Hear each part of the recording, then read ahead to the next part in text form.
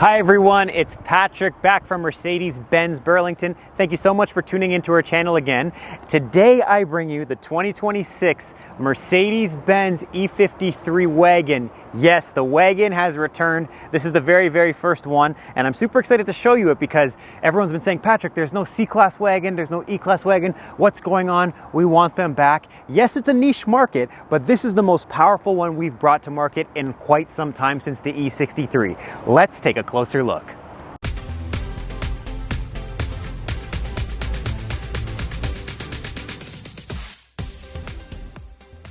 So I've been waiting for a wagon to enter our market for a while now, and ironically I was at an AMG expert event at Barber Motorsports Park a few weeks ago, and we had the chance to take this vehicle and unleash it on the track. It was very exciting for us because we hadn't seen the car yet. So not only did we see the car, but we ended up racing the car the very same day. Great experience, and ironically, like I said, when I got back I was thinking, oh, when is the E53 wagon going to come out here? I'm super excited to show it to clients, and it came right off the truck like the next day. So we have the first one here. It handles amazingly on the track. There are a few different things with driving the vehicle because it is a plug-in hybrid vehicle that I did experience in different drive modes, which I'll show you a little bit later on in the video.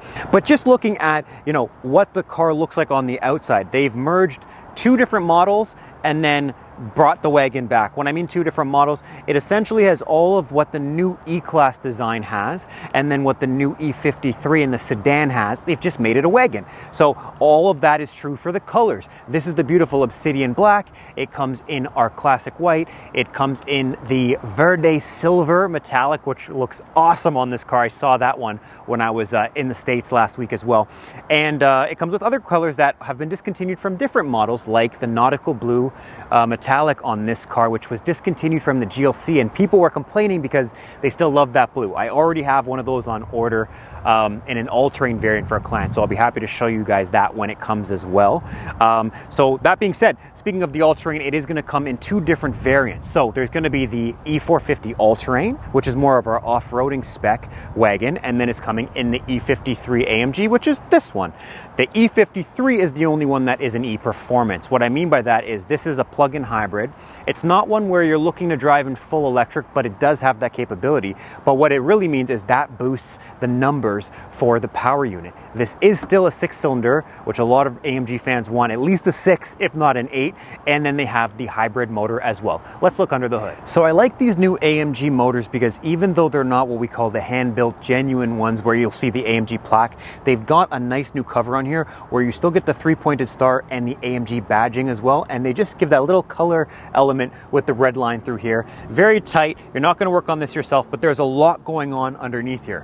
What do I mean by that? Well, they still have the 6-cylinder in here. So this one, you're going to get the enhanced 3-liter inline-6 turbo engine with the plug-in hybrid system. So that's going to be the 400-volt hybrid system, and that adds a little bit more power. 0 to 100 in 3.9 seconds. Now it's got 577 horsepower, but you do have the option for a 604 horsepower when you get that optional race start as one of the packages in here. Top speed is 250 kilometers an hour, and then there's different options too, like full E mode and those types of things that I'll outline when I drive the vehicle. But those are some big numbers for an inline 6, especially in the E-Class, because now there's no E63 variant. So this is the most powerful E-Wagon that they've made that's not a hand-built V8 engine. Side of the vehicle, you still have that flush design, so the handles do pop out and in when you approach the vehicle, or if you unlock or lock the vehicle, that's automatic as well.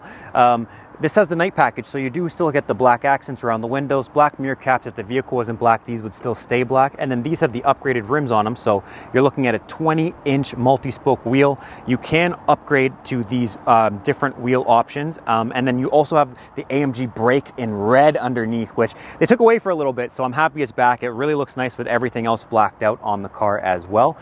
Inside the vehicle, we'll hop inside, but this does have the seating package as well. So this one is essentially equipped with a different front wheel, the night package, and our seating package, everything else you see is pretty well standard. So you get a lot even at that base kind of spec. So obviously this is what people want to see when it comes to the wagon. This is the brand new taillights for the E-Class design, but you've got that hatchback for the wagon now. Something I just learned about this wagon, and I don't know if it was actually on the previous generation or not, but I just learned this when I was doing a little bit of R&D on the car, is that inside you've got a tonneau cover. Now, you can pull that obviously to reveal groceries, handbags, whatever you want, but when you open up the tailgate, it automatically brings that up, which to me was new. I don't know if that is actually new or not, but it's definitely on all of the new models. What's neat about that is on the previous ones, I found if the tonneau cover was closed, I would be in here trying to move stuff around and you'd have to essentially open that and release it. The trouble with that is sometimes you forget to cover it back up. What's nice about this is it's fully automatic. So now when I put things in the trunk and I open or close it, it's gonna raise that tonneau cover from about here all the way up. I can mess around in my trunk, and then when I close it, it naturally comes back down. Now this one is equipped with the net up, so I do have that cargo netting up to separate the back seat from the trunk, and seat controls on both sides, so you can still pull these to flip down on either side. Right now the car is brand new, so I've got some swag in the back still, all my AMG carpets, my tire fill kit. It's gonna come with a level 1 charger as well, being a plug-in hybrid, and then another cargo mat if you're gonna have groceries and stuff that you want actually tapered down to the bottom of here.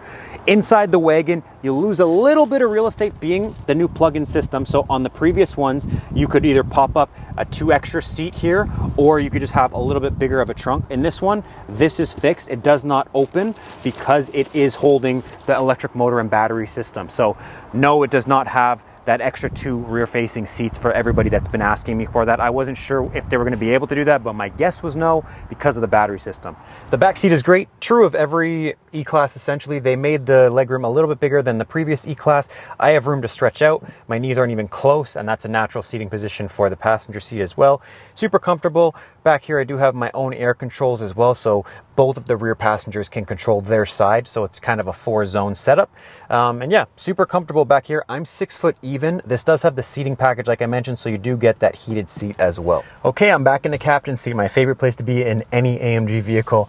I'll get into a little bit further detail about my racing experience when we take this out on the drive in a moment, but like I mentioned, you have the seat control. So on the front, that's going to give you heated seats. It's going to give you cooling, or we call it ventilated seats as well, and massaging seats. Beautiful different upholstery in here, so a few different options for the seats, which I'll go through as well. And then you've got the AMG crest and the headrest. I just like the little elements. Something that might be new for me, I'm not sure 100%, but I don't remember ever seeing this carbon design center console with the AMG badging. I know that the AMG badging was available, but I don't remember seeing it through here, only on the dashboard. And then you can get the optional super screen in this as well. It is not standard on the AMG. Some people were asking me that. You still get the nice big screen in the center, but the super screen for the passenger side is still an option. Okay, so of course, the next question everybody wants to know. First, it was space in the back. How does the wagon look? Or the estate for the fancy people. That's what they're calling it. The estate. I like that. But how does it drive? So I have had some time behind the wheel already of this beautiful automobile. And what I can say is it is surprising in any sense.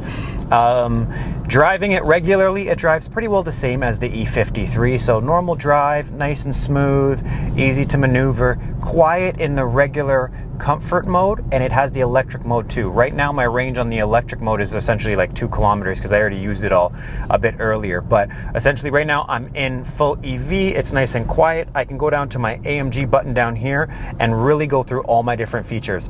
This one has one of the most driving dynamics of any car. For Mercedes, it has the slippery, it has individual, it has battery hold, electric mode, comfort, Sport, and Sport Plus. I'm just reading them along here. And they all handle very differently. Everything from slippery, where it's going to really limit it, your acceleration for traction, all the way up to Sport Plus, where it is a race car. Now, I've driven this around a little bit in comfort, and it's smooth. It's a great daily commuter. It drives like, you know, a very luxurious S or E from Mercedes-Benz. Nothing to say negatively about it. But what I wasn't sure is how is this going to perform in Sport Plus. I'm going to put this in Sport Plus now because the car comes alive. First, you can hear it. Some of that is, you know, enhanced engine noise, but you still have an inline six, so you're still getting a lot of that power. I'm gonna go into manual mode here, and I'm gonna accelerate once we go around the curve here. Something that's really cool about this car that I experienced on the racetrack was when you're in Sport Plus, it actually starts recuperating the battery, that's a little bit of a run-on word, recuperating the battery back up because it's using that engine power. So if I accelerate right now,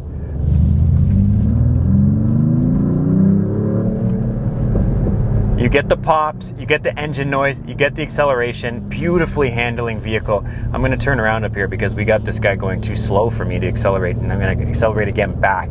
But what's interesting about the braking is it's using the recoup of the braking to bring power back into the battery, which is a great feature. What I didn't love about it on the racetrack, asterisks on the race car part of this car, is it handles very well on the racetrack, but what I didn't love was that it was a little bit awkward to brake. The reason it was a little bit awkward to brake was because it has a little bit more of a braking point needed. So everybody who knows about racing knows that the later you brake, the better you can go into the turn and the more speed you can carry through the turn. What's difficult about this is you gotta brake early. Let me put my window down, see if you guys can hear this.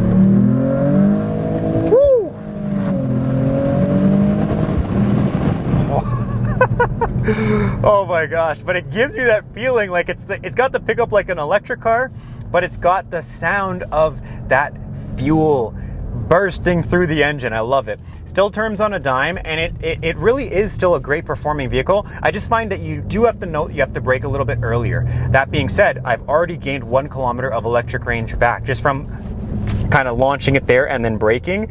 My battery has gone up 1 kilometer. So it's a cool little system. I had a few of the racing engineers tell me when I was at the event that what these guys do when they're driving home is for the last like 5 kilometers of their daily commute, they put it in Sport Plus and they drive more aggressively home, brake hard, and then when they get home, their battery is charged back up, so they don't even end up plugging it in for as long of a period, if at all, in the evening, which I found a little bit extreme, but kind of a neat little tidbit there. So yeah, great driving car. It's the ultimate car for a few people, enthusiasts, dads, or moms. I met a couple cool racing moms when I was out there too, because you can do so much with this. It's a family vehicle, it's a grocery getter, but it's also a mini race car.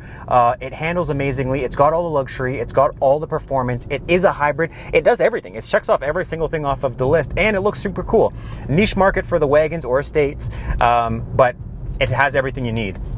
Beautiful interior, like I said, the super screen is an upgrade, but you have all the different upholsteries. This one has the beautiful AMG steering wheel with the AMG control buttons as well. The screen does everything you need to do, and it actually in the 53 has a few different things like an AMG performance menu, which I'm in now, which will show you energy flow, drive, vehicle dynamics, and the fancy IWC watch has not left, so we still have that beautifully displayed in the center. It also has a track pace, which I learned a lot about. I might do a separate video just for the track pace because you can do things like save them and bring them onto other vehicles. It records different tracks around the world, so it actually will show you different tracks on there, and then keep your sport time. And you can do different things like track timing, but you can also compare it to different cars on similar tracks around the world, or make your own track, which again, disclaimer, don't do that on public roads, but you can do that even in like parking lots and stuff, just to get different stop points and things like that. Beautifully handling car. I'm just going to turn around one more time so you can see the 360-degree camera, and it really still turns beautifully. Interior, I've seen this car in every interior pretty well. So the black with the AMG stitched into the seat, which is a nice touch. I've seen it in the beautiful white, I've seen it in the brown, and I've seen it in the red. You cannot go wrong. It's just a matter of taste, whatever you prefer. Guys, it's Patrick. I'm your AMG specialist at Mercedes-Benz Burlington. This vehicle is available. If you want to come drive it yourself, get in touch with me on Instagram, on YouTube, on email. Come in and see me, Patrick, your AMG specialist at Mercedes-Benz Burlington. We have orders available as well, and they're coming in quick, so you will see these on the roads of Burlington very soon. Thanks for watching.